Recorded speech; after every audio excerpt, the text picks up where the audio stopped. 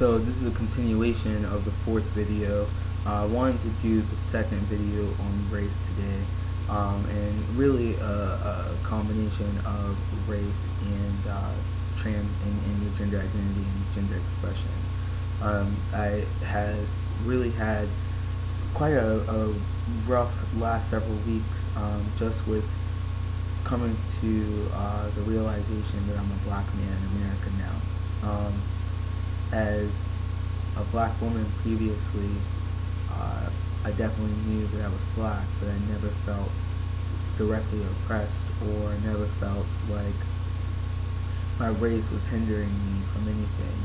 And recently had a conversation with my mother, and I want to send a thank you to her, because she really put some things into perspective for me and said that a lot of times black women, and this is not to say that their struggle is not valid, but that black women get a sort of pass because they're a woman, and so they're not seen as a threat necessarily to especially men, and white men in particular.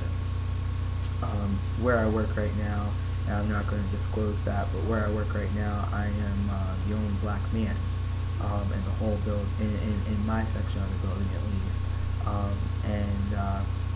I don't know anyone else that's a black man that works in the building. I'm not sure if there is one or not. But what I do know is that since I have been passing, now since August of 2011.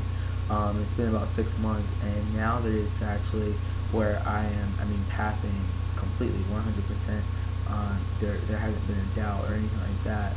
It is, and I think maybe it's my demeanor, maybe it's my facial structure, because my face has changed a lot. There's a lot of factors that go into what's going on, but I would say that over the last about 10 weeks or so, I've gotten a lot of comments about my body. I've gotten a lot of comments about my intelligence level, a lot of comments about my education.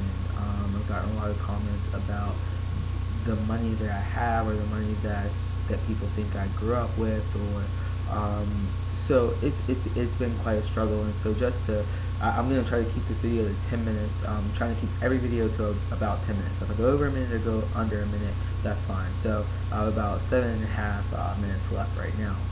So in any case, just wanted to share this brief story with you.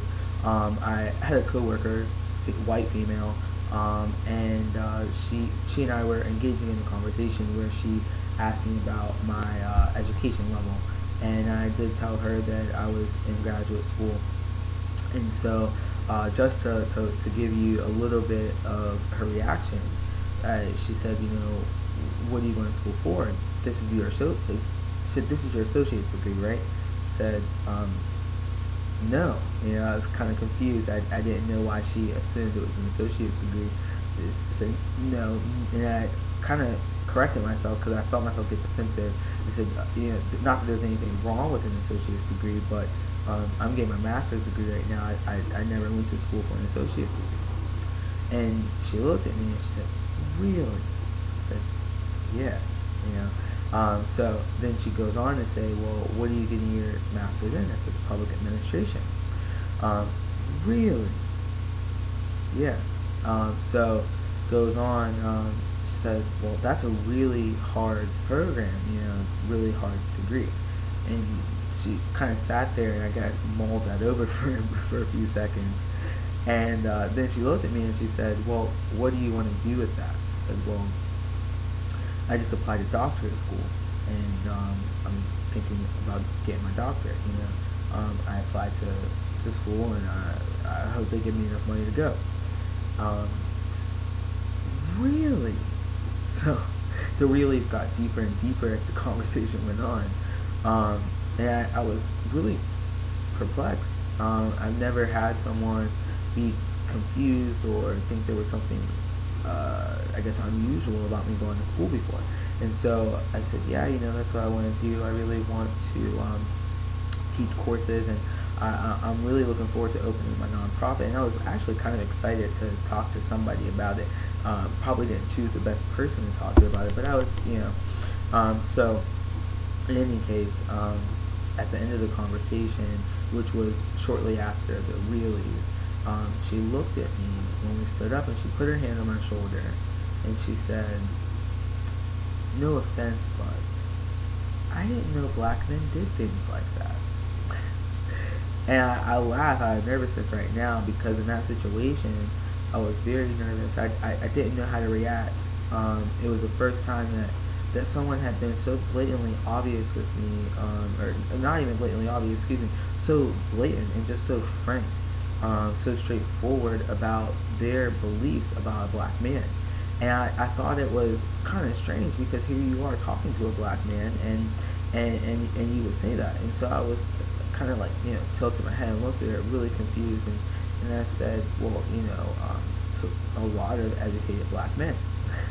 And insert my mom's thought here. My mom said, well, I would have said, look at our president. And of course I didn't say that. It honestly didn't come to my mind. I might have if it would have come to my mind. But I think that I was so shocked that that someone would say that to me because I'm a huge proponent of education. Not that I think there's anything wrong with people that don't go on a higher education, but I just, for myself, I believe that I would like to get as much education as possible. I believe with a vengeance that it is the one thing that no one can take away from you. So my race, my sexual orientation, my gender identity, my gender expression, all of that, when it comes down to it, the fact that I have education to back me up is a bonus. And so that white man that's going out for the same job that I am but has a high school diploma and I have a master's degree, and we might be neck and neck for that job. So it was a very interesting and very startling experience for me. So I wanted to share that, and then I wanted to just share the experience that I'm having as far as my body. A lot of, especially women, really a lot of women comment on my body, and not in a sexual way necessarily, more that you're a really big guy, you have big arms and big shoulders, and also this very this way of thinking that I'm an attacking type person.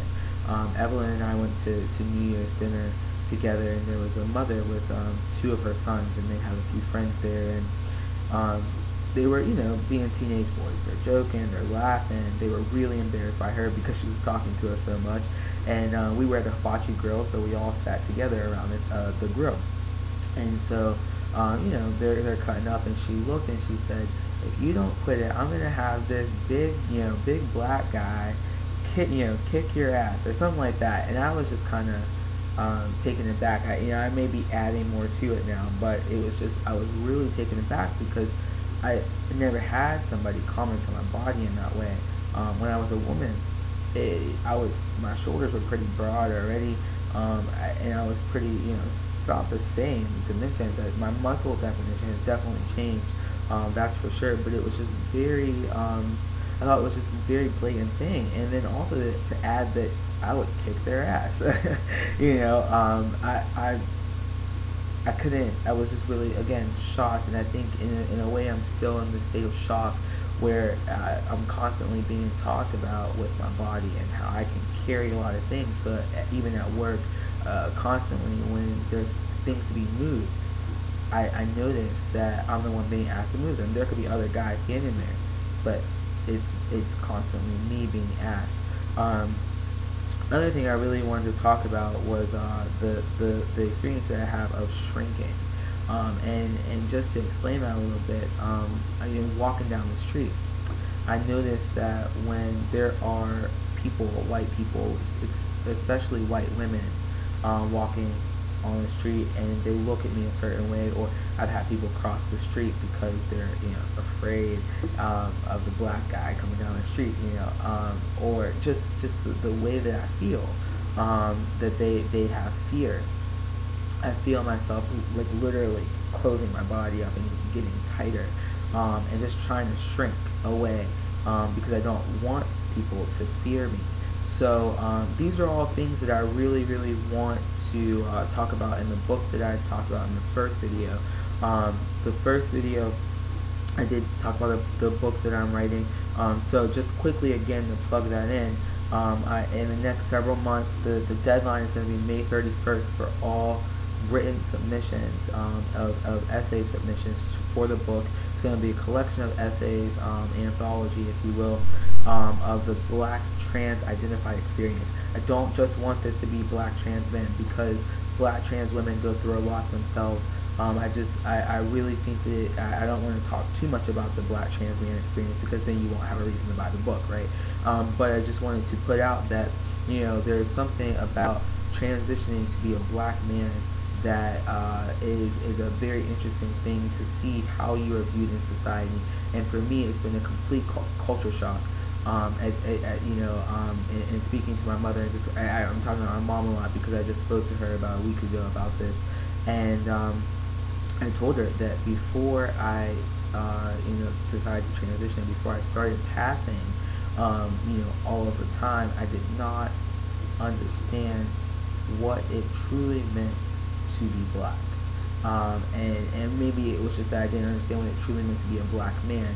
But I think that because I was a woman, and because I went to an all-women's college, right, and I went to an all-women's college that was primarily white, I grew up in a neighborhood that was primarily white. I grew up in a city that was primarily white, and I was often the only Black person on teams and clubs and organizations. And so because of that experience, I didn't necessarily identify with the full Black experience. So it is tough, and of course I don't want people to have pity or sympathize with me or anything like that, because it's something that Black men go through every day. And because that is the choice that I've made to transition, I have to understand this is a part of it. So with that being said, I am going to let this video go, because I'm at 12 minutes, so I'm way over my 1 minute leeway, and I hope you move on to the third video. Thanks a lot for watching.